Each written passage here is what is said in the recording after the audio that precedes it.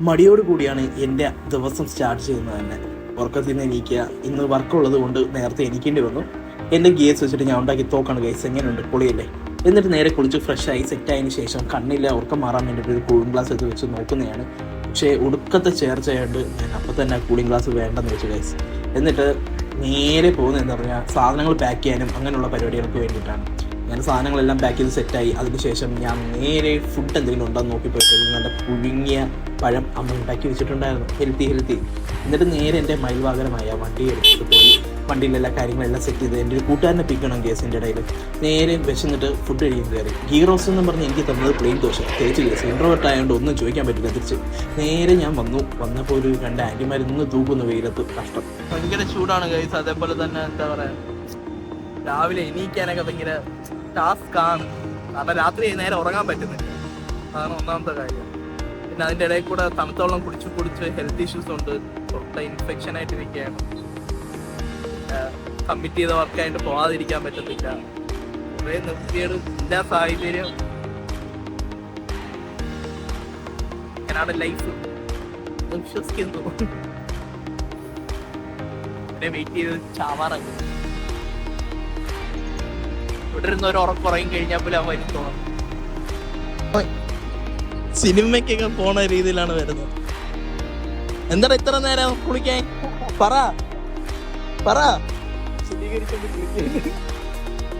ഇതൊക്കെ എന്ത്? അങ്ങനെ നമ്മൾ ഷൂട്ട് ചെയ്യേണ്ട സ്ഥലത്തെത്തി. ഒരു അപ്പാർട്ട്മെൻറ്റ് വേണം നമുക്ക് ഷൂട്ട് ചെയ്യാൻ. ഇന്ന് ഇൻറ്റീരിയറാണ് ഷൂട്ട് ചെയ്യേണ്ടത്. അപ്പോൾ അവരുടെ ടീംമേറ്റ്സ് കാര്യങ്ങളൊക്കെ ഉണ്ടായിരുന്നു. കൂടെ ഞങ്ങളെല്ലാവരും കൂടെ ഇങ്ങനെ വളർന്നിരുന്ന ഫോണിൽ കളിച്ചുകൊണ്ടിരിക്കുന്ന സീനാണ് നമ്മൾ കണ്ടുകൊണ്ടിരുന്നത്. അതിനുശേഷം നമ്മളെല്ലാവരും പ്ലാനിങ് കാര്യങ്ങൾ എങ്ങനെ എടുക്കണം എന്നുള്ള പ്ലാനിങ് കാര്യങ്ങളാണ് ഇവിടെ നടന്നുകൊണ്ടിരിക്കുന്നത്. ഇത് കഴിഞ്ഞതിന് ശേഷം പ്ലാൻ ചെയ്തതുപോലെ കാര്യങ്ങൾ എടുക്കാൻ ശ്രമിച്ചുകൊണ്ടിരിക്കുന്നു. ഔട്ടർ റിസൾട്ട് എന്തായാലും എവിടെയെങ്കിലും വരും ഗൈസ്, ഉറപ്പായിട്ടും. എന്നിട്ട് ഇതെല്ലാം കഴിഞ്ഞതിന് ശേഷം ഫിനിഷ് ചെയ്തു ഈ വർക്ക്. സക്സസ്ഫുള്ളി നല്ല വെയിലത്തായിരുന്നു. അപ്പാർട്ട്മെന്റിലായിരുന്നു ഷൂട്ട്. എങ്ങനെ ഉണ്ടായിരുന്നു? സൂപ്പറായിരുന്നു. നല്ല അഭിപ്രായം. അങ്ങനെ ഞാൻ രണ്ടാമത്തെ സൈറ്റിലെത്തി. അടിപൊളി വ്യൂ ആണ് ഗൈസ്, നിങ്ങൾ കാണുന്നുണ്ട്. എല്ലാം വ്യൂ ആയിരുന്നു. നല്ല രസമായിരുന്നു അവിടെ സമയം സ്പെൻഡ് ചെയ്യാനായിട്ടൊക്കെ. അവിടെ ഒരു ഭയങ്കര ഒരു വൈബ് തന്നെ ആയിരുന്നു. എന്നിട്ട് അടുത്ത ഷൂട്ടിങ്ങിനുള്ള കാര്യങ്ങളെല്ലാം പ്രിപ്പയർ ചെയ്തു സെറ്റ് ചെയ്തു.